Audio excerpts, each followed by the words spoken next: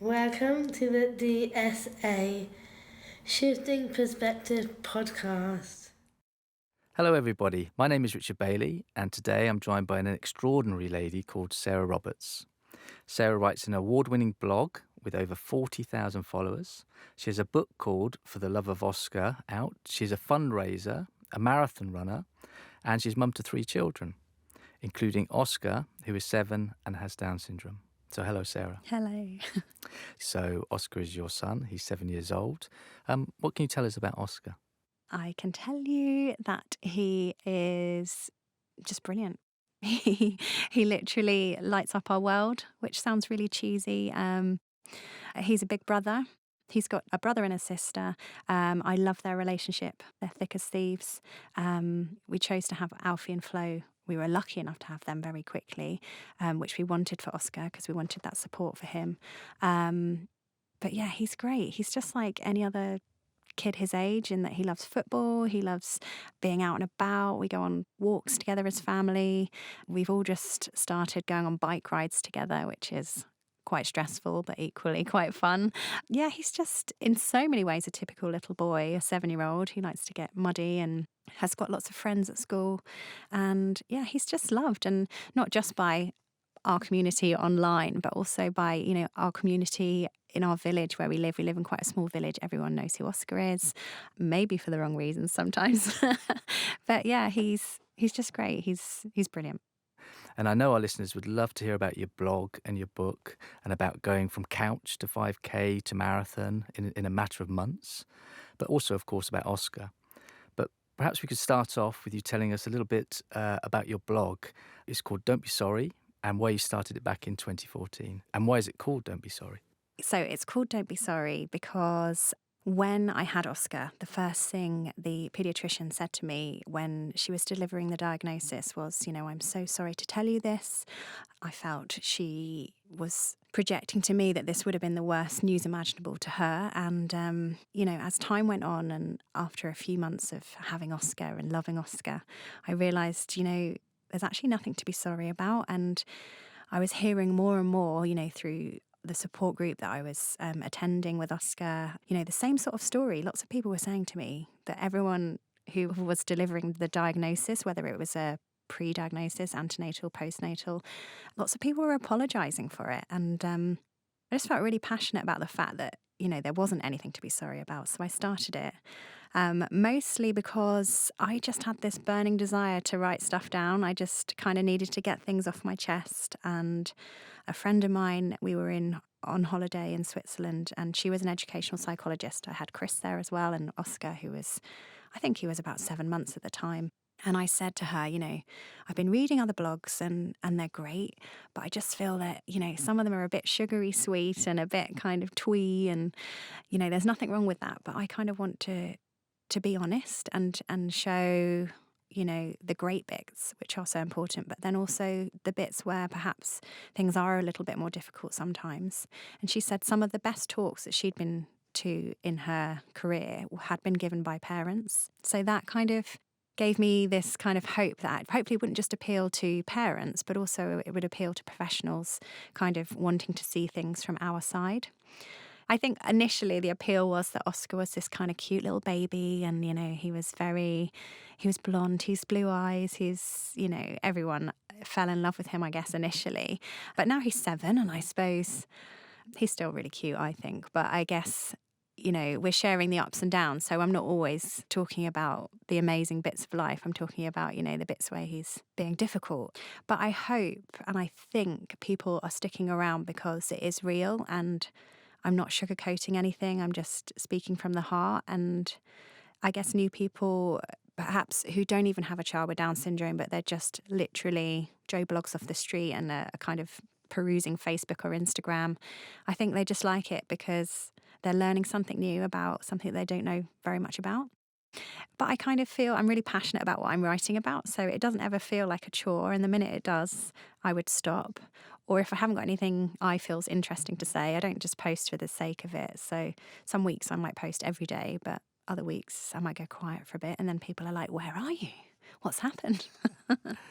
Well, it's clearly valuable for so many people, for new parents and for the wider community as well. And how do you maintain that readership, but also protect the privacy of your family life? Yeah, I definitely do. It's something that I'm really cautious of. And I know that lots of people don't always agree with sharing their children online. The one thing that I hold close to my heart is that I do it because I want to share our experience, but I want to help other people and raise awareness. So I'm really conscious of that's the reason I'm doing it with Oscar. I am suddenly really conscious that my other two are growing up and they might not want me to talk about them quite as much as I do. I'm really careful about not sharing, where they go to school or anything that might kind of show where we are, I suppose. But yeah, the minute any three of them say, stop, we don't want you to do this, I would stop tomorrow. And I mean, the blog and your Facebook page is a big support for many people. Do you think there's still enough support out there for new mums and families? I do. I definitely think there's a support there. I just think it's a question of, are people being pointed in the right direction? I spoke about that paediatrician giving us the news. I didn't feel at any point anybody in that hospital said to me, don't panic. We're going to give you, some leaflets for the DSA. We're going to give you your local charity, any information on that. I felt like I was really on my own, obviously with my husband, Chris, but it was me who had to go out and find it. It was me who had to go online. And I just think it's about education and kind of getting the medical professionals on board as well, and kind of getting behind making sure that if people are in a situation where they find that they've got either a pre or postnatal diagnosis, that they know where to go. There's so much, but it's just, are people in a position when they've just given birth, to find it? There's all of those things, and there's also a book out because you've just written a book about your experiences for the love of Oscar. Can you tell me more about the book and why you decided to write it? Yeah, I decided to write it. Well, I've always dreamed of writing a book since I had him, I suppose, just again to get things out there. And I just wanted to kind of share our story. I've said, I want people to understand that this is just our story. So it's not, I'm not speaking on behalf of the whole community here, because that would be wrong, because we all share different thoughts on the subject. But I wanted to share our story because I thought it was important to be honest. And if it helps somebody else who is new on this journey, then that it would be out there for them. I've also included blog comments from my readers. So when I've spoken about the diagnosis or Oscar's heart surgery or going on to have other children, which again was quite a big thing for me after having Oscar, I've shared our experiences, but then I've shared what they've said as well. So it's not just one-sided. I don't want people to think, oh gosh, she's just going on about herself the whole time. So hopefully there's a bit of balance in there as well. So you're thinking of moving Oscar from his mainstream school to a special educational needs placement next year. I was just wondering why you're considering this move for Oscar. Is it a difficult decision to make? Yeah, I think it's a massive decision to make for any parent. Choosing a school for any child, regardless of whether they have Down syndrome or not, is huge. He's currently at an infant school, which is amazing. It's inclusive. He's doing well. He's got friends. The academic side, I guess, he's not doing as well. And this isn't me comparing him to his mainstream peers, but I'm thinking about him in comparison to other children his age who have Down syndrome. He has limited speech, and I'm really conscious of, moving up to the next school, which would be a junior school, and worrying about, whether he can maintain those friendships. And I kind of feel if he had a bit more speech, would that give him a bit more of an advantage? I don't know. One thing I'll say is Chris and I have looked around a heap of schools, and our local junior school, although I'm told it's a great school, I just can't see him there. And I've always said, let's look at the school for Oscar as opposed to, let's just put him in a school that, would be the natural progression. And actually our infant school that he's in at the moment have said, if our school went up to year 6, we would have him, we'd keep him, he'd be brilliant. But she did say, this is the Senko that we spoke to, she did say it is a big leap, I guess, to go to the next junior school. And yeah, it's not a decision we've taken lightly. I'm still kind of on the fence. We've applied to a specialist school, but equally, there is a mainstream school as well, fairly close to us, that potentially could be another option. But I think you've got to think about the child as opposed to what would be the next natural step. So this is clearly quite a big decision to make. And are you getting any advice or support for this? Yeah, so obviously our school has a massive input in, that they're very balanced. They're not trying to say either way that Oscar should go this way or go that way, but they're giving feedback on how he's doing. We've had an educational psychologist come in to assess him. And again, she was very kind of like, it's your decision. We also, at the moment, we've just appointed an outreach worker who's local to our area who goes into school. And she's going to have a look and just see how he's getting on and write a report for us to see how he's working in the class setting and how he's integrated into the schoolwork that they're all doing, how he's working with his TAs, and how much time he's spending in the classroom versus how much time he's spending outside. Because as a parent, you don't know. You just kind of hope that they are included, and that's what I think. I really want to make sure that Oscar's feeling like he has a purpose, that he's valued, and if he's being constantly taken out of a classroom, then that isn't right for any child, is it? It's all about inclusion and integration. So yeah, there's quite a lot of input, and then obviously the schools that we're looking at, the one we'd like him to go to, if we do go down the specialist route, they've been really great with advice. So, and then just friends who've been through it in the community. As I mentioned, my educational psychologist friend, she's she's great as well. And from blog readers. Obviously, there's the DSA, which, as I've said from the get-go, have been a huge, huge support to us, from the moment the leaflet dropped on our doorstep, and just all the information. They're always there as a constant support. There's information officers that you can call, and, the website that I referred back to, all the time, they're always there. So it's been brilliant, really, just having them on the other end of the email or phone if I've needed to speak to them.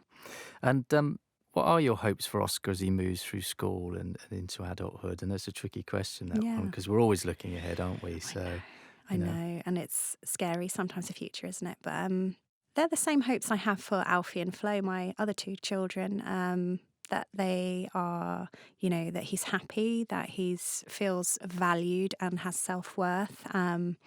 I'd love for him to have a job. I'd love for him to have a partner. I'd love for him to be able to live independently.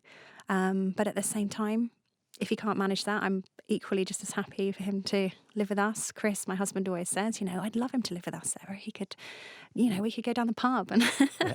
I think he's got all these dreams about him and Oscar going to the pub and leaving me at home. But yeah, I just want him to be happy. And, yes, the curriculum is so important. Life skills are also important as well.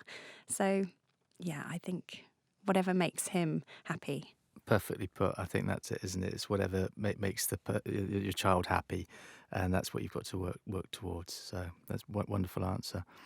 But so on top of all this, you've got your busy life, mum of three. You've got the blog and writing books, and you also trained for your first ever marathon. I did. Yeah, incredible. And you've said yourself that you're not a natural runner, but in 6 months you trained from not being a runner to being able to run 26.2 miles. So, why did you decide to do it? How did you do it? And why did you choose to run for the Down Syndrome Association? I decided to do it because I used to be a professional dancer. You wouldn't know it now because I'm 3 kids on and like cake a lot. But I felt like my fitness was really bad. I felt like mental health wise, I could do with kind of getting out there and do some exercise. So I started the Couch to 5K, and it was sort of around this time last year when everyone was talking about the marathon and ballot places and everything, that I thought, maybe if I give myself a goal. And I knew that I had the platform of the blog, and I knew that I had the support of these 40,000 people who are amazing and so supportive with anything that I do. And I thought, actually, there is something in this. Maybe I could ask for their support in sponsorship. I think the fact, people always say, how did you manage it? But I think the fact that I told people I was doing it in October last year kind of made me go, well, I've told all these people now, so I've got to keep going. And so I was really lucky. At the time, I had 2 children in school, and then Flo was in preschool. I had 3 days a week that I had childcare. So those 3 mornings, dropped them off at school and preschool, and I'd always go out, and I just increased the mileage and managed it. I don't know how. Not very fast, but I did get around. Brilliant. Can I ask what time you did it in? 5.5 hours. Well, great. I really think I Ah. could have done it in 5, but I think, that last bit was hideous. So what was it like? I mean, what was the actual marathon like? Because it's something that I've always wanted to do, and I've been supported friends and what have you. But how did you find it actually going around the route there? I think on the day I did really enjoy it. I think the last bit of training leading up to it was not that great. I'm thinking, oh my goodness, what have I done? I think, you go over Tower Bridge, and at that point I was thinking, what's everyone talking about? This is fine. I've totally got this nailed. And then I got over the bridge and you kind of head back into Canary Wharf. And then I was like, oh goodness, this is bleak. And I am not very good. And then I could see all these people around me kind of, some of them zooming off and some of them collapsing and being sick. And I thought, oh gosh.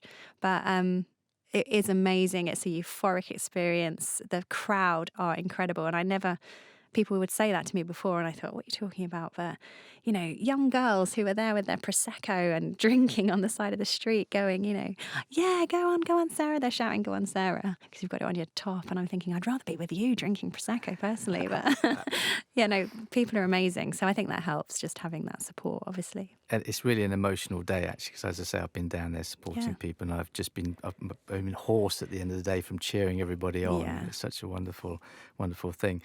And at the end of the run, you raised lots of money. Yes. How much did you make? I think it was about 7,500 or just under, maybe. Yeah. That's incredible. Absolutely amazing. I mean, how did that make you feel? That was the best. That was the best part of it, to be honest. That's the reason I wanted to do it as well, to kind of give something back to the DSA and I guess the community. And just to say that we managed to raise all that money is brilliant. And I'm not crediting me for it. I think it's because people love Oscar and our story, and that's why they wanted to give so generously. And would you do it again? Not if you paid me all the money in the world.